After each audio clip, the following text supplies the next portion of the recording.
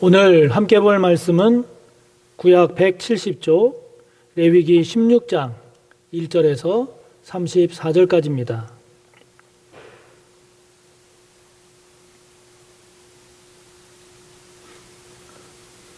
오늘 본문으로 볼 말씀의 분량이 좀 많습니다만은 함께 보도록 하겠습니다. 레위기 16장 1절에서 34절까지입니다. 봉독하겠습니다. 아론의 두 아들이 여호와 앞에 나아가다가 죽은 후에 여호와께서 모세에게 말씀하시니라. 여호와께서 모세에게 이르시되 내 형 아론에게 이르라. 성소의 휘장 안 법궤 위 속죄소 앞에 아무 때나 들어오지 말라. 그리하여 죽지 않도록 하라. 이는 내가 구름 가운데에서 속죄소 위에 나타남이니라. 아론이 성소에 들어오려면 수송아지를 속죄 제물로 삼고 순양을 번제물로 삼고 거룩한 세마포 속옷을 입으며 세마포 속 바지를 몸에 입고 세마포 띠를 띠며 세마포 관을 쓸지니 이것들은 거룩한 옷이라. 물로 그의 몸을 씻고 입을 것이며 이스라엘 자손의 회중에게서 속죄 제물로 삼기 위하여 순염소 2마리와 번제물로 삼기 위하여 순양 1마리를 가져갈지니라. 아론은 자기를 위한 속죄제에 수송아지를 드리되 자기와 집안을 위하여 속죄하고 또 그 두 염소를 가지고 회막문 여호와 앞에 두고 두 염소를 위하여 제비 뽑되 한 제비는 여호와를 위하고 한 제비는 아사셀을 위하여 할지며 아론은 여호와를 위하여 제비 뽑은 염소를 속죄제로 드리고 아사셀을 위하여 제비 뽑은 염소는 산채로 여호와 앞에 두었다가 그것으로 속죄하고 아사셀을 위하여 광야로 보낼지니라. 아론은 자기를 위한 속죄제에 수송아지를 드리되 자기와 집안을 위하여 속죄하고 자기를 위한 그 속죄제 수송아지를 잡고 향로를 가져다가 여호와 앞 제단 위에서 피운 불을 그것에 채우고 또 곱게 간 향기로운 향을 두 손에 채워 가지고 휘장 안에 들어가서 여호와 앞에서 분향하여 향연으로 증거계 위 속죄소를 가리게 할지니 그리하면 그가 죽지 아니할 것이며 그는 또 수송아지의 피를 가져다가 손가락으로 속죄소 동쪽에 뿌리고 또 손가락으로 그 피를 속죄소 앞에 7번 뿌릴 것이며 또 백성을 위한 속죄제 염소를 잡아 그 피를 가지고 휘장 안에 들어가서 그 수송아지 피로 행함같이 그 피로 행하여 속죄소 위와 속죄소 앞에 뿌릴지니 곧 이스라엘 자손의 부정과 그들이 범한 모든 죄로 말미암아 지성소를 위하여 속죄하고 또 그들의 부정한 중에 있는 회막을 위하여 그같이 할 것이요 그가 지성소에 속죄하러 들어가서 자기와 그의 집안과 이스라엘 온 회중을 위하여 속죄하고 나오기까지는 누구든지 회막에 있지 못할 것이며 그는 여호와 앞 제단으로 나와서 그것을 위하여 속죄할지니 곧 그 수송아지의 피와 염소의 피를 가져다가 제단 귀퉁이 뿔들에 바르고 또 손가락으로 그 피를 그 위에 7번 뿌려 이스라엘 자손의 부정에서 제단을 성결하게 할 것이요 그 지성소와 회막과 제단을 위하여 속죄하기를 마친 후에 살아있는 염소를 들이되 아론은 그의 두 손으로 살아있는 염소의 머리에 안수하여 이스라엘 자손의 모든 불의와 그 범한 모든 죄를 아뢰고 그 죄를 염소의 머리에 두어 미리 정한 사람에게 맡겨 광야로 보낼지니 염소가 그들의 모든 불의를 지고 접근하기 어려운 땅에 이르거든 그는 그 염소를 광야에 놓을지니라. 아론은 회막에 들어가서 지성소에 들어갈 때에 입었던 세마포 옷을 벗어 거기 두고 거룩한 곳에서 물로 그의 몸을 씻고 자기 옷을 입고 나와서 자기의 번제와 백성의 번제를 드려 자기와 백성을 위하여 속죄하고 속죄 제물의 기름을 제단에서 불사를 것이요 염소를 아사셀에게 보낸 자는 그의 옷을 빨고 물로 그의 몸을 씻은 후에 진영에 들어갈 것이며 속죄제 수송아지와 속죄제 염소의 피를 성소로 들여다가 속죄하였은즉 그 가죽과 고기와 똥을 밖으로 내다가 불사를 것이요 불사른 자는 그의 옷을 빨고 물로 그의 몸을 씻은 후에 진영에 들어갈지니라. 너희는 영원히 이 규례를 지킬지니라. 일곱째 달 곧 그 달 10일에 너희는 스스로 괴롭게 하고 아무 일도 하지 말되 본토인이든 너희 중에 거류하는 거류민이든지 그리하라.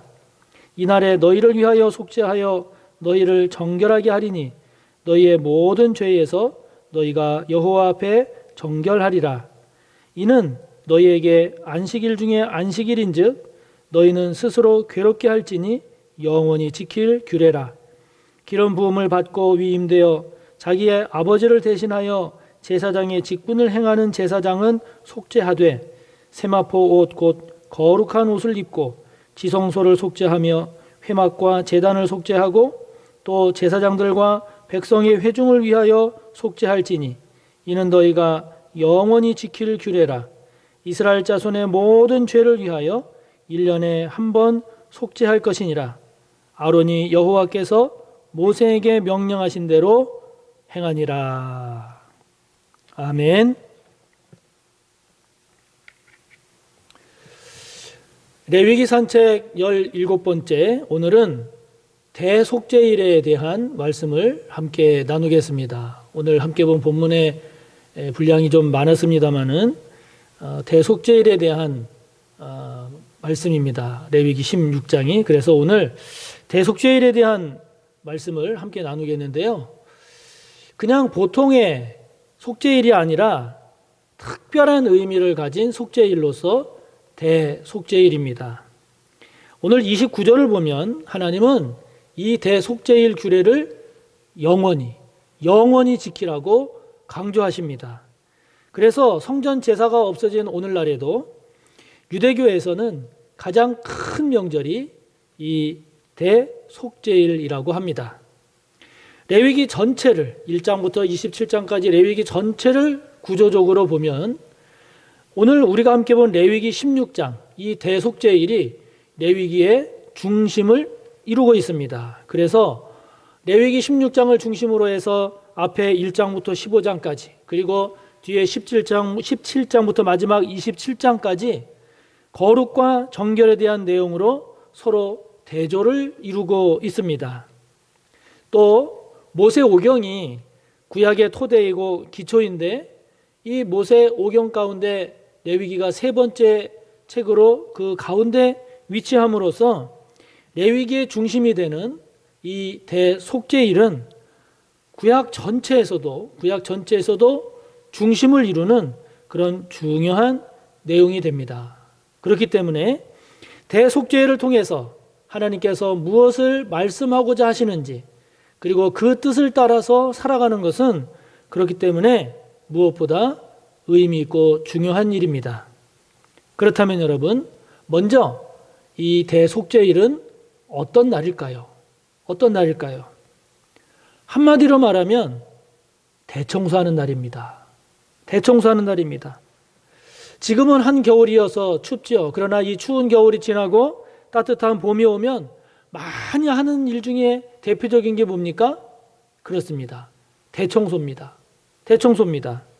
겨울 내내 집안 곳곳에 묵었던 먼지, 때 등 온갖 더러운 것들을 다 털어냅니다. 쓸고 닦아냅니다.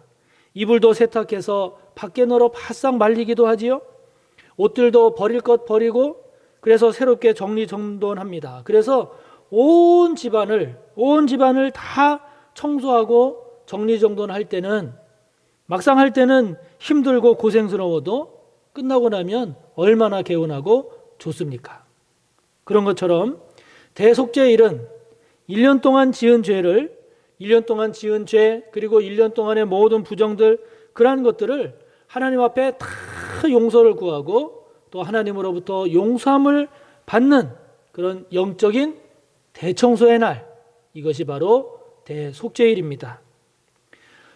보통 죄를 지었을 때는 속죄제나 속건제를 통해서 회개를 합니다.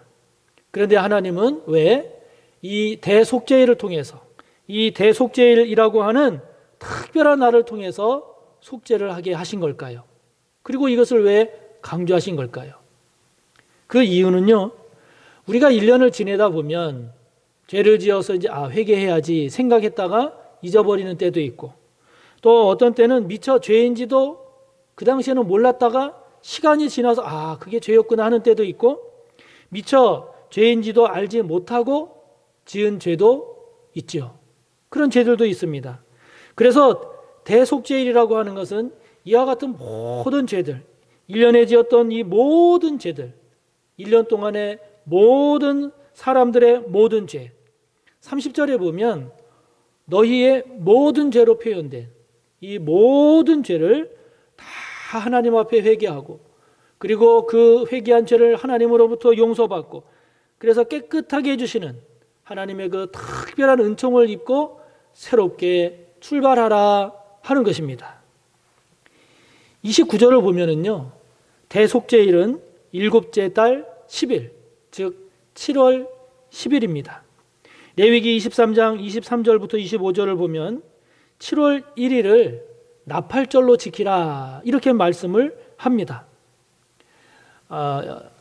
이스라엘에는 두 개의 달력이 있습니다. 우리에게 음력, 양력, 우리에게도 이렇게 두 개의 달력이 있듯이 이스라엘에도 두 개의 달력이 있는데요. 유대인들에게 있어서 첫 번째 달력은 3월, 4월경에 시작하는 유월절, 이 유월절을 새해 첫 달로 여기는 달력이 하나 있고요. 그리고 좀 전에 말씀드린 나팔절, 이것이 유월절을 새해 첫 해로 시작하는 달력을 기준으로 하면 7월이 됩니다. 이 7월 1일, 이때가 나팔절인데 이 나팔절을 새해 첫 달로 시작하는 달력이 또 하나 있는 거예요. 이거를 제의력이라고 하는데요. 대속죄일은 이스라엘의 제의력으로 따질 때 새해 첫 달에 10일이 되는 겁니다. 그리고 이날은 31절에 의하면 이 대속죄일은 안식일 중에서도 안식일로서 보통의 안식일보다 특별한 의미를 가진 안식일 중에 안식일 중에 안식일로서 그렇게 가장 큰 안식일로 지키라고 말씀하십니다. 이날은 29절의 말씀처럼 스스로 괴롭게 하고, 쉽게 말하면 금식하고 아무 일도 하지 말아야 할 만큼 반드시 꼭 지켜야 하는 그러한 중요한 날입니다. 바쁘다고 못 지켜서도 안 됩니다. 더 중요한 다른 일을 보느라고 못 지켰다고 그렇게 말할 수 없습니다. 안 지키면 안 됩니다. 꼭 지켜야 합니다. 왜냐하면 이보다 더 중요한 일은 없기 때문입니다. 그만큼 중요하게 여기며 지키는 날입니다. 그래서 유대인들에게 내려오는 랍비들의 전승을 보면 제사장들은요, 대속죄일을 7일 전부터 준비하는 기간을 가졌어요. 대속죄일 일주일 전부터 준비하는 기간을 가져서 이 기간 동안에는 부부관계도 갖지 않았고 별거하면서 지냈습니다. 또 대속죄일 바로 전날에는 잠도 자지 않았다고 합니다. 왜냐하면 만일 자다가 몽정이라도 하게 되면 부정하게 되기 때문에, 그래서 대속죄일에 제사를 드릴 수가 없었기 때문이죠. 그만큼 이날을 중요하게 여긴 겁니다. 그러므로 저와 여러분에게도 1년에 최소한 한 번은 이렇게 영적으로 대청소하는 날이 있어야 합니다. 앞으로 올 고난주간이나 부활절 또는 대림절 기간과 성탄절을 포함한 그러한 때에 1년에 한 번은 우리의 삶, 우리의 신앙 구석구석을 살펴서 거기에 끼어있는 죄들, 잘못된 품성들, 잘못된 습관들, 이러한 것들을 돌아보고 그것들을 다 깨끗이 긁어내고 그것들을 다 씻어내서 새롭게 하는 거룩한 시간을 갖는 것은 매우 중요합니다. 그러한 대속죄일, 대청소의 날이 저와 여러분에게 있기를 바랍니다. 그렇기 때문에 이날에는 보통의 속죄제 때와는 다른 이날만의 특징이 있습니다. 이날만의 특징이 있습니다. 먼저는 지성소 신앙입니다. 지성소의 신앙입니다. 오늘날 우리 이 교회를 구약의 성막이라고 보면 우리 본당은 그 성막 가운데 안에 있는 작은 집 성소라고 볼 수 있습니다. 그리고 그 본당 밖은 이제 성막들이고요. 그리고 교회 더 밖은 이제 성막 밖, 즉 세상이라고 할 수 있죠. 성소인 이 본당은 다시 두 부분으로 나눠져서 성도님들이 앉는 회중석은 좁은 의미의 성소라고 볼 수 있고, 그리고 이 설교대는 지성소라고 할 수 있습니다. 이 지성소와 성소 사이에는 휘장이 내리워져서 양쪽을 구분하게 되지요. 보통의 속죄 제사 때에는 제사장이 이 좁은 의미의 성소, 즉 성도님들이 앉는 회중석까지만 들어와서 제사를 진행합니다. 그런데 이 대속죄일 때는 가장 거룩한 장소인 이 지성소까지 들어올 수 있는데, 2절의 말씀처럼 성소의 휘장 안, 법궤 위, 속죄소, 여기가 지성소예요. 이 지성소에는 아무 때나 들어올 수 없다는 겁니다. 아무나 들어올 수 없다는 겁니다. 대속죄일인 이날 하루, 그것도 오직 대제사장 한 사람만이 들어가도록 허용되는 것입니다. 이것이 11절부터 이제 19절의 내용인데요. 지성소까지 들어가는 이날, 대제사장은 먼저 자신과 자신의 집안, 그 죄를 용서받기 위해서 속죄 제물로 잡은 수송아지의 피를 지성소 안에 있는 법궤 위에 속죄소가 있습니다. 그 속죄소 위 동편에 그 피를 뿌리고, 그리고 속죄소 앞에 7번을 그 피를 뿌립니다. 그리고 이제 그 앞에 있는 성소에도 그 피를 뿌립니다. 그리고 성소 밖으로 나와서 번제단 뿔에 그 피를 바르고, 그리고 그 번제단 위에 피를 7번 뿌립니다. 이렇게 함으로써 하나님께 피로써 용서를 구하고, 그리고 피로써 용서를 받게 되죠.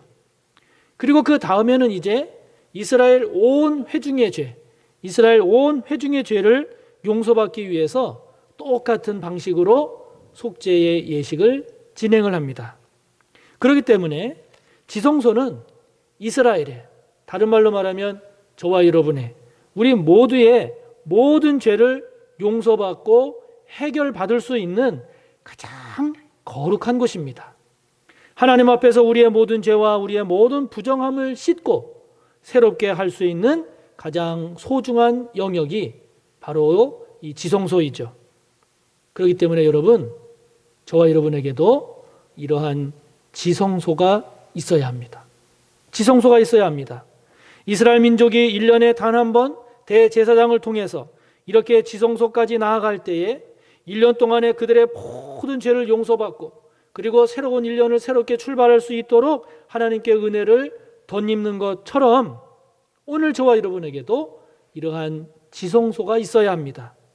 저와 여러분의 모든 죄, 저와 여러분의 삶의 모든 문제를 해결받을 수 있는 이런 지성소가 있어야 하는 거죠. 목사인 저에게 있어서 이 지성소는 주님의 십자가의 자리, 부활의 자리입니다. 저에게 지성소는 주님의 십자가, 주님의 부활의 자리입니다. 저는 이 자리에서 저의 모든 죄 문제를 해결받기도 합니다. 살아가면서 부딪히는 삶의 모든 문제들, 그 해결의 실마리를 그 자리를 통해서 얻습니다. 저에게 있어서 주님의 십자가와 부활의 자리는 가장 소중한 자리고, 그 자리는 저에게 있어서 가장 중요한 자리입니다. 어떤 분은 예배의 자리가, 어떤 분은 매일매일 말씀 묵상의 자리가, 어떤 분은 새벽 기도의 자리가, 어떤 분은 찬양의 자리가 그분의 지성소일 수도 있지요. 여러분 지성소가 있으신가요? 지성소를 가지시기 바랍니다. 여러분의 모든 문제를 해결받을 수 있는 지성소, 그 어떤 경우에도 빼앗길 수 없고 그 무엇과도 바꿀 수 없는 여러분의 지성소를 꼭 가지시기를 바랍니다. 저와 여러분에게 이 지성소가 필요한 것은 우리 본인을 위해서도 우리 자신을 위해서도 필요하지만 우리의 자녀 자손들을 위해서도 필요합니다. 우리 엄마 우리 아빠는 이것만큼은 양보하지 않는 신앙이었다. 우리 엄마 아빠는 이것만큼은 놓지 않았다. 우리 엄마 아빠만큼은 이것으로 삶을 살았고 이것으로 삶을 승리하셨다 라고 하는 저와 여러분의 지성소를 우리의 자녀 손들에게 물려주어야 합니다. 보여주어야 합니다. 우리의 말이 아니라 우리의 삶으로 우리의 살아있는 믿음으로 우리의 지성소 신앙을 보여주어야 합니다. 우리의 자녀들에게 우리의 지성소 신앙을 보여줌으로써 우리의 살아있는 믿음, 살아 역사하는 그러한 산 교훈을 남긴다면 얼마나 좋겠습니까? 저와 여러분 모두에게 이 지성소가 있기를 바랍니다. 대속죄일에 또 하나의 특징이 있습니다. 그것은 아사셀 염소가 있다는 겁니다. 그것이 20절부터 28절에 나옵니다. 보통의 속죄제 때는요, 성막에서 드리는 속죄 제사로 끝납니다. 그 제사로 끝나지만 그러나 이 대속죄일의 속죄 제사는 그것으로 끝나지 않습니다. 그것으로 끝나지 않고 이른바 아사셀 염소를 광야로 내보내는 의식이 있는 것이 특징입니다. 대제사장은 염소 2마리를 가지고 옵니다. 2마리를 가지고 와서 제비를 뽑아서 먼저 뽑힌 그 1마리는 하나님께 번제로 드립니다. 그리고 이제 하나 남은 두 번째 뽑힌 것은 그 염소의 안수를 한 뒤에 아사셀 염소로 그 염소를 잡습니다. 먼저 대제사장과 제사장 그리고 그 집안을 위한 아사셀 염소를 잡습니다. 그리고 그 다음에는 이제 이스라엘 온 회중을 위한 아사셀 염소를 잡습니다.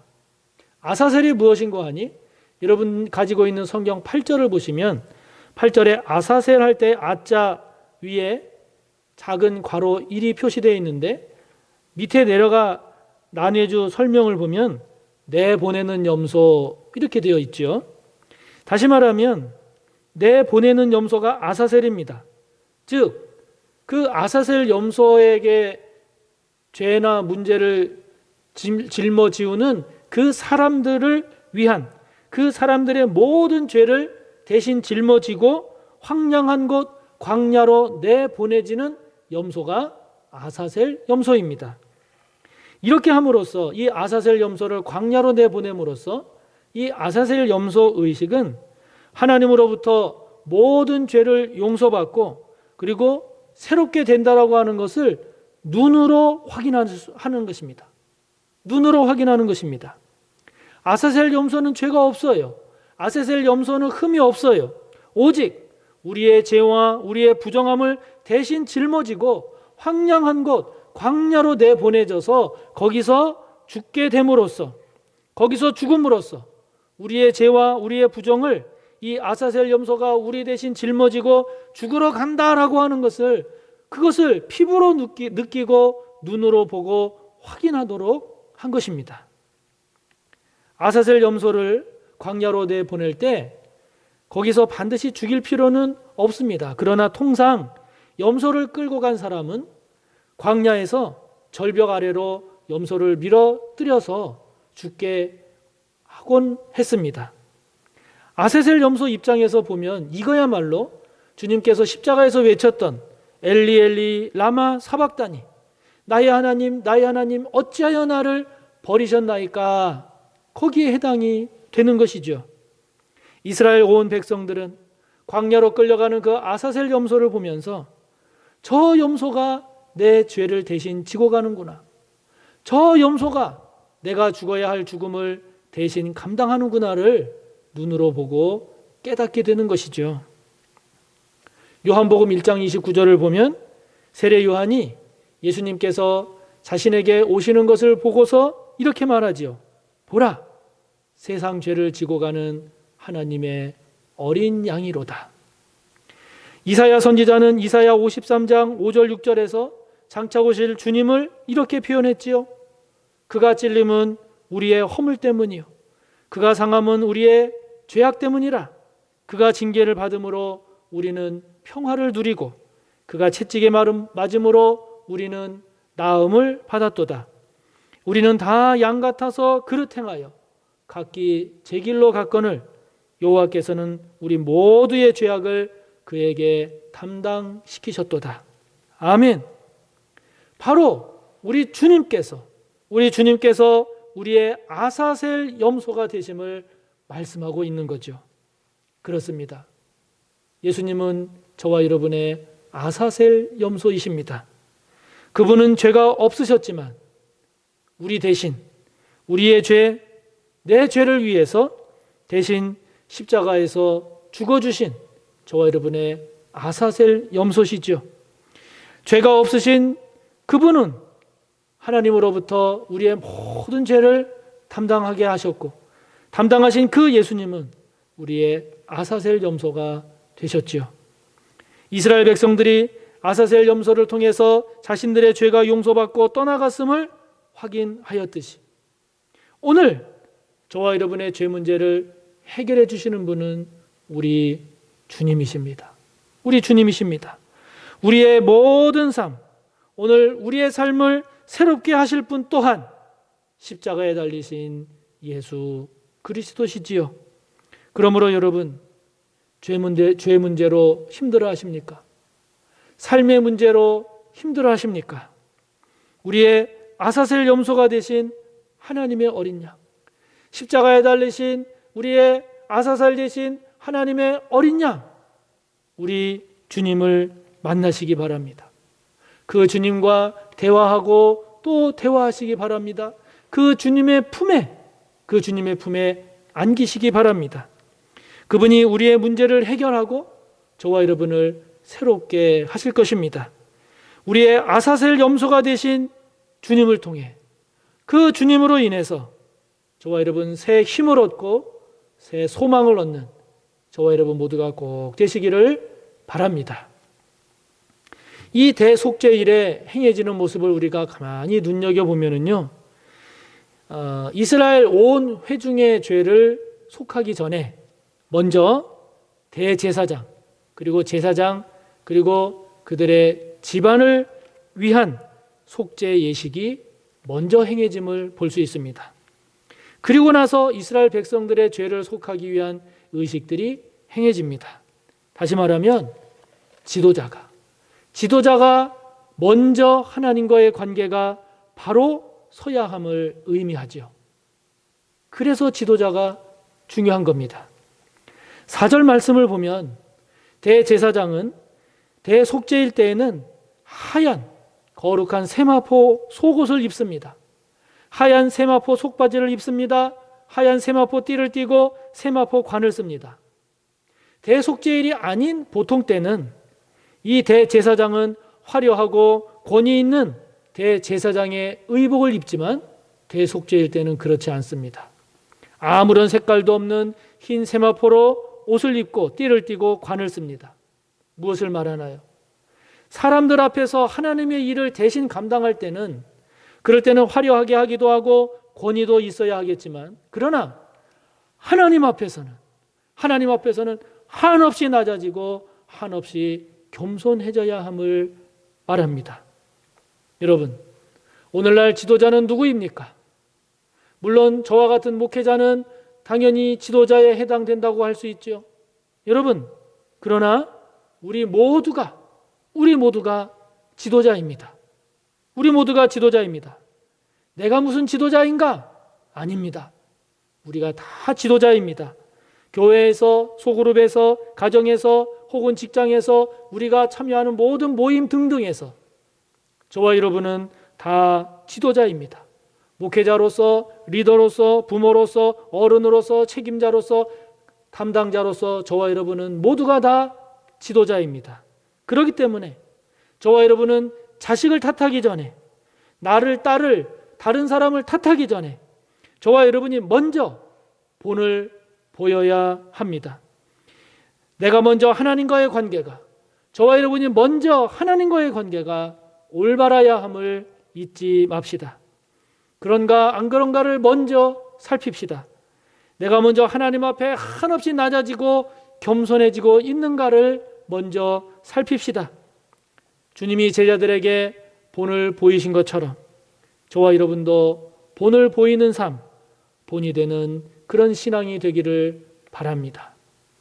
오늘 대속죄일을 통해서 하나님은 저와 여러분에게 최소한 1년에 한 번 정도는 영적인 대청소를 하여야 함을 말씀하십니다.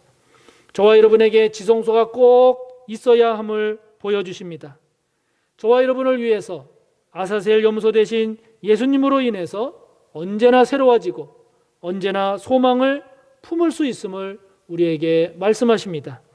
남을 탓하기 전에 저와 여러분이 먼저 우리의 신앙과 우리의 삶을 돌아보고 본을 보이며 저와 여러분이 먼저 하나님 앞에 한없이 낮아지고 한없이 겸손해져야 함을 우리에게 말씀하십니다.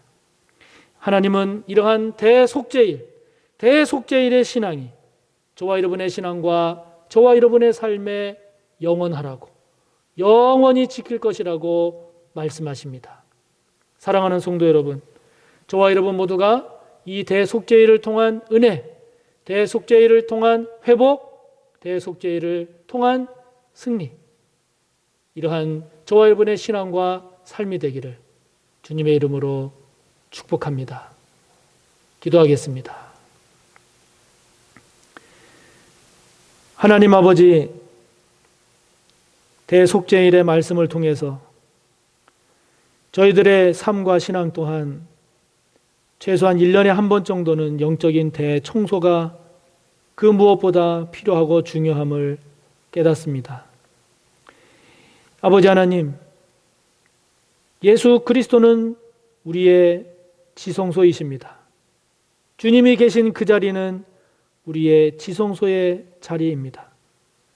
주님으로부터 모든 우리의 죄 문제를 해결받고 우리의 모든 삶의 문제 또한 해결받고 풀어가는 지혜와 영적 은혜의 자리가 될 줄 믿습니다. 아버지 하나님, 남을 탓하기 전에 먼저 우리 스스로가 삶과 신앙의 본이 되게 하여 주시고 먼저 하나님 앞에 한없이 낮아지고 겸손해짐으로써 이 대속죄일의 신앙이 우리의 신앙과 우리의 삶에 언제나 영원토록 흐르는 은혜가 되고 힘이 되고 지혜가 되게 하여 주옵소서. 예수님의 이름으로 기도하옵나이다. 아멘.